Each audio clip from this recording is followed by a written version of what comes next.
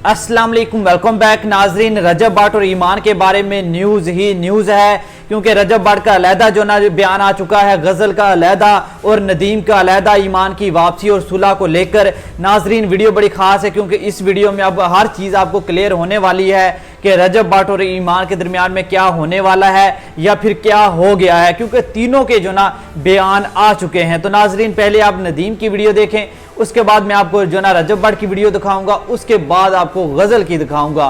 तो वीडियो बड़ी अहम है, तो पहले देखते हैं नदीम की वीडियो।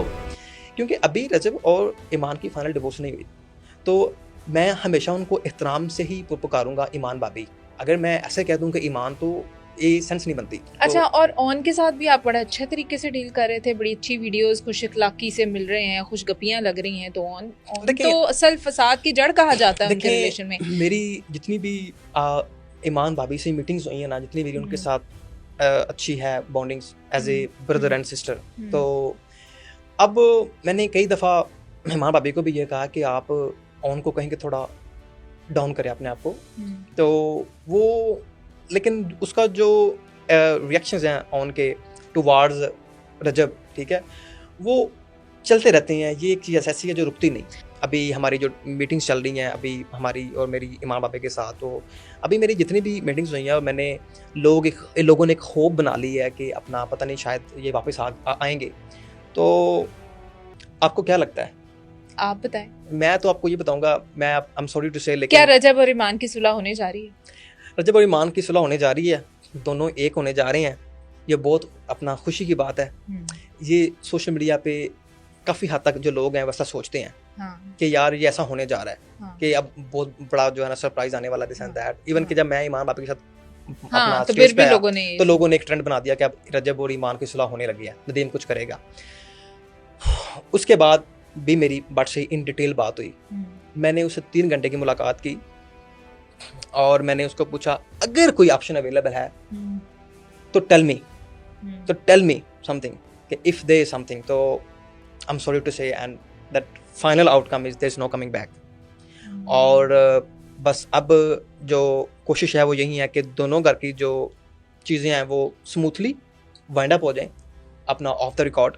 और जो सोशल मीडिया की एस्केलेशन है वो रजब नहीं चाहता, ना ईमान भाभी चाहती हैं। मेरी उनसे भी बात हुई है, तो नो इंशाल्लाह ताला कि हम कोशिश करेंगे कि इन दोनों की जो है ना अपकमिंग डेज में जो एक दूसरे के खिलाफ है वो विड्रॉ हो जाएं और सोशल मीडिया की जो कंट्रोवर्सी है वो हमेशा के लिए टेक ऑफ हो जाए और ये अपने अपने रास्ते जो है ना अपनी ज़िंदगी को मूव ऑन करें। एक घर टूटा है, एक बच्चा है, उसकी ज़िंदगी सफ़र करेगी, ज़ाहिर है बाप के बगैर या अगर माँ के बगैर बाद में करना पड़ता है। तो आपको नहीं लगता कि ये बहुत गलत हुआ है? इसमें ज़्यादा गलती किसकी है? आप इतने अंदर रहते हैं, आप रजब कितनी क्लोज हैं, आपको कभी खुद तो सोचते होंगे कि गलती किसकी है? देखिए, जब कराची का वाक़या हुआ था ना, जब रजब और हमारे ऊपर हमला हुआ था, तो उस दिन मुझे ईमान भाभी ने फ़ोन किया। उसने मुझे कहा कि मैंने भी वीडियोस देखी हैं, रजब ठीक तो है ना? तो मैंने कहा हाँ ठीक है, ऑल फाइन। तो मैंने ईमान भाभी को वो ऑन द स्पॉट उसको रिस्पॉन्ड किया कि भाभी दिस इज़ योर अपॉर्चुनिटी, घर चली जाए, हम कल वापस आ रहे हैं, आप घर चली जाएं। ईमान भाभी ने मुझे कहा आर यू श्योर? मैंने कहा 100% श्योर। तो मेरी उस दिन भट्ट ने ना, जब हमारे ऊपर अटैक हुआ, जब हम होटल में थे, उस दिन भट्ट ने मुझे मेरी तरफ देखा, उसको काफ़ी चोटें लगी थी, मुझे बैक पे लगी थी। तो उसने अपनी शर्ट उतारी, उसने कहा देखो। मैंने कहा हाँ ओके शोके, इतना प्रॉब्लम नहीं है। तो उसने बड़े प्यार से मुझे यहाँ से पकड़ा और उसने मुझे यहाँ किस किया। उसने मुझे कहा कि लव यू। तो उसकी आंखों में जो मैंने उस दिन अपना एक भाई के लिए प्यार देखा, तो मैं शायद कभी भूल नहीं सकता। तो फिर मैंने उसको कहा कि भाई अब वापस चलते हैं लाहौर, अब कंटिन्यू। तो जब वो ईमान भाभी घर आई तो कुछ टाइम वो ठहरी, तो उन्होंने खुद ही अज्यूम कर लिया कि शायद मेरी अब ज़रूरत नहीं रही। आई थिंक ऐसा कुछ हुआ था, मुझे अब याद नहीं। तो वो फिर वापस चली गई। उन्होंने कहा फैमिली ने अच्छी तरह कोई वेलकम नहीं किया, कहा था कि मुझे फैमिली ने वेलकम नहीं किया, घर वालों ने नहीं सही ट्रीट किया। अगर देखें, आपका मेन कंसर्न था उस पॉइंट पे भट्ट के साथ। मैंने भट्ट को ऑन बोर्ड लिया, आप भी आ गई, सो लेट्स कंटिन्यू। लेकिन आपने फिर भी समहाउ अपना वहाँ पे कुछ चीज़ें डेवलप हुई, मुझे कुछ ज़्यादा गहराई का नहीं पता। अगर उसकी फैमिली ने आपको वेलकम नहीं किया, बिकॉज अगर कोई इंसान आपसे नाराज़ होता है तो चीज़ों को ठीक होने में थोड़ा टाइम लगता है। अगर आप सडनली जाएं और एक्सपेक्ट करें कि ऐसे फूलों के बाहर आ जाएं तो वैसा नहीं होता। जब रजब के साथ ये वाकया हुआ था तब उन्होंने कहा था कि कुछ लोगों के साथ ठीक हुआ, ये वो फलां, इस तरह का बयान दिया था। वो आज भी चाहती हैं कि मैं वापस चली जाऊं, कि अब वो आज भी चाहती हैं कि अगर मैं अपने बेटे के लिए मैं सब कुछ करने के लिए तैयार हूं। लेकिन फिर मैंने दोनों तरफ से जो चीज़ों को देखा है ना, जो मैंने दोनों से जो मेरी बात हुई इन वेरी डिटेल, तो अपना, क्योंकि देखें आखिर एट द एंड फैसला मैंने नहीं करना, फैसला आपने नहीं करना, फैसला रजब और ईमान ने करना है। ठीक है, तो अब जो दोनों का फैसला है मैंने तो उसके ऊपर खड़े होना ना। अब मैं दोनों को ये तो नहीं कह सकता कि ऐसे चलो, तो अब उसने मुझे अपना फैसला सुना दिया। उसने कहा कि यार देखो, मैं सोशल मीडिया पे कंट्रोवर्सी नहीं चाहता, मैं ऑन को, अपनी जो अपना बच्चे को, सबको मैं कुछ भी नहीं कहना चाहता, बस मैं चाहता हूँ कि चीज़ें ख़त्म हो जाए हमेशा के लिए यार। तो नाजरीन, आपने नदीम की जो ना वीडियो देख ली है, तो अब आपको जो ना मैं रजब बाट की वीडियो दिखाता हूँ, फिर जो ना मज़ीद बात करते हैं। बाकी नदीम ने साथ जितनी भी बातें की हैं बिल्कुल ठीक की हैं, तो पहले आप ये रजब बाट की वीडियो देखें ना, फिर जो ना मज़ीद सारी बात डिस्कस करेंगे, सारी बात करेंगे कि असल हकीकत क्या है। तो आप ये रजब बाट की वीडियो देखें। अस्सलाम वालेकुम साकिब भाई, क्या हाल है? वालेकुम अस्सलाम जी। साकिब भाई तबीयत ठीक है? अल्लाह का शुक्र अल्हम्दुलिल्लाह। रजब आप सुनाए खैरियत से? अल्हम्दुलिल्लाह। साकिब भाई थोड़ी सी ज़रा परेशानी में हूँ, कहीं फंसा हुआ हूँ। अल्लाह खैर करे। क्या हुआ भाई? वो एक जगह पे हूँ, बस ना मैं आपको डिटेल बाद में बताता हूँ। कोई 50 से 1 लाख रुपये, 5-1 मिलियन चाहिए था। Is it possible? मैं आपको सुबह वापस जाके तो भिजवा दूंगा वापस। भाई कैसी बातें कर रहे हैं? कोई मसला नहीं है, 50 क्या करोड़ हो जाएगा, लेकिन खैरियत है ना सब? ऑल गुड भाई, अल्हम्दुलिल्लाह अल्हम्दुलिल्लाह। Thank you so much. एक पॉडकास्ट में बैठा हुआ हूँ, that was a prank call, sorry आपको डिस्टर्ब किया। ओए मैंने कहा पता नहीं क्या मसला हो गया। थैंक यू भाई, thank you, love you, thank you. Saqib Chadar साहब तो यारों के यार हैं जनाब, बड़ी बात है। अच्छा सर, किवान के फ्यूचर के बारे में क्या सोचा है? फैंस बहुत परेशान हैं। किवान के फ्यूचर के बारे में भाई फैंस तो परेशान हैं ही हैं, अल्लाह खैर करेगा। बस दुआएं चाहिए सईदों की भी, आपकी भी, सारी आवाम की। ऐसे ही है, जो उसका बाप कर सकता हुआ वो करेगा।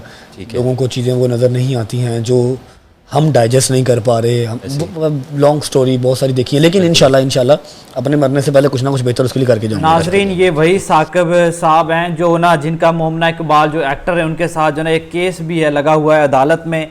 तो भाई उन्होंने देखें कि रजब के साथ कितनी उसकी जो ना सलाम दुआ है कि वो पैसे देने के लिए तैयार हो गया पहली कॉल पर। तो नाजरीन, अब आप देखें गज़ल की वीडियो के गज़ल ईमान और रजब बाट के बारे में क्या कहती है, तो ये वीडियो देखें। अच्छा जी, आज के व्लॉग का मेन मकसद जो बात मैंने करनी थी, अगेन ये कोई कंटेंट नहीं है, बट सिंस मेरा इंस्टाग्राम नहीं चल रहा था और जो है अभी फ़िलहाल के लिए कुछ देर के लिए मैंने डीएक्टिवेट किया हुआ है, तो वहाँ पर आप लोगों को चीज़ें क्लैरिफाई नहीं कर सकती थी। इसलिए मैं आपको अपने जो एक मेरा चैनल जो चल रहा है और जो मेरा मेन चैनल है, जो मेरा मेन सोशल मीडिया हैंडल है, उससे मैं आप लोगों को बताना ये चाह रही हूँ कि एक अदद पॉडकास्टर हैं जिनसे मेरा कोई लेना देना नहीं है, जिनकी और मेरी आज तक ज़िंदगी में कभी कोई direct face to face, phone पे तो क्या कभी फेस टू फेस भी बात नहीं हुई। उनका मेरी मदर के साथ, उनका मेरे भाई के साथ क्या बात थी, क्या उनकी मतलब आपस में बातचीत हुई और कैसे हुआ ये साथ, इस चीज़ में मैं बिल्कुल भी नहीं थी। ठीक है, और ये बात मैं बहुत दफ़ा डिफरेंट मौक़ों पर कह चुकी हूँ कि whatever is happening in my mother's house, I am not responsible for that, because मैं उस घर में नहीं रहती। उस घर में रहने वाले, उस घर के जो मकीन हैं, वो आपस में मशवरा करके बातचीत कर सकते हैं या एक फैसले तक पहुंच सकते हैं।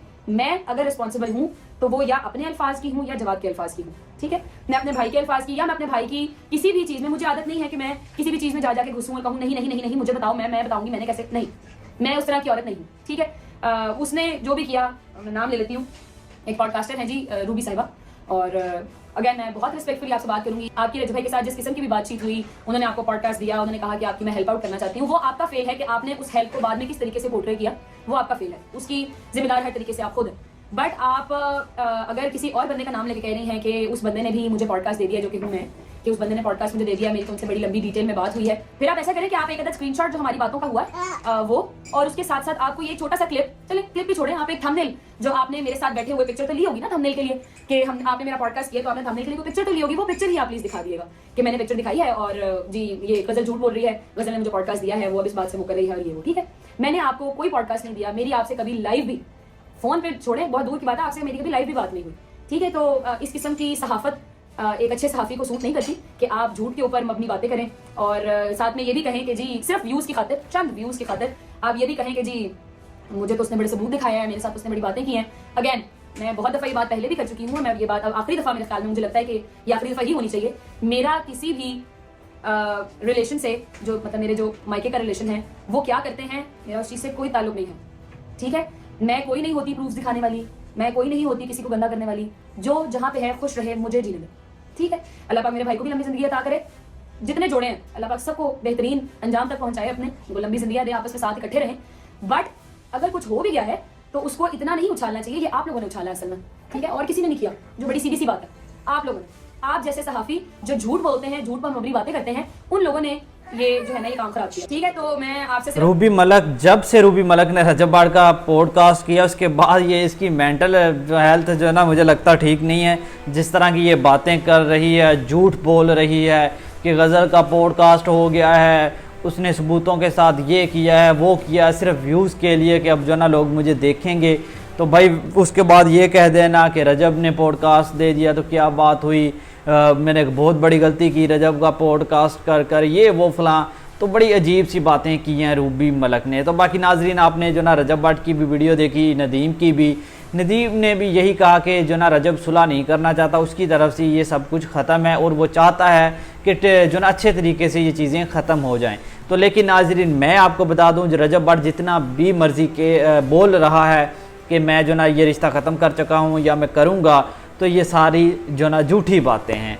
असल में रजब भट्ट ये रिश्ता ख़त्म नहीं करना चाहता, ख़ास वो कीवान की वजह से ये रिश्ता ख़त्म नहीं करना चाहता। वो चाहता है कि ये सुलह हो जाए, ईमान जो ना खुद चलकर मेरे घर आ जाए, जो उसने अना का मसला बनाया हुआ है वो भी ठीक हो जाए और ईमान भी जो ना अपने घर वापस आ जाए, सुलह भी हो जाए। भाई पहली बात तो ये है कि रजब भट्ट ईमान को डिवोर्स नहीं देना चाहता। अगर वो देना उसने देनी होती तो वो कब की दे देता। वो जब मसले ये ख़राब हुए थे पहला नोटिस भेजा था, इसी तरह वो 3 नोटिस भेजने के बाद ये डिवोर्स मुकम्मल कर लेता, लेकिन उसने नहीं की। इसके पीछे यही रीज़न है, वो लोगों को जो कुछ मर्ज़ी बताता है लेकिन इसके पीछे कोई ना कोई राज है, कुछ ना कुछ हकीकत है। और वो यही है कि रजब भट्ट ईमान के साथ सुलह करना चाहता है, ख़ास ईमान की वजह से कि वो ईमान को नहीं छोड़ना चाहता। बाकी देखेंगे आने वाले दिनों में क्या होता है। बाकी आपने बताना है रजब और ईमान में जो ना गलत कौन है, फ़िलहाल कौन गलत है, कौन गलत जा रहा है, ये आपने नीचे कमेंट सेक्शन में लाजमी बताना है। बाकी मज़ीद ऐसी वीडियोज़ देखने के लिए मेरे चैनल को लाजमी सब्सक्राइब कर लो। तो मिलते हैं नेक्स्ट वीडियो के साथ, तब तक के लिए अल्लाह हाफिज़।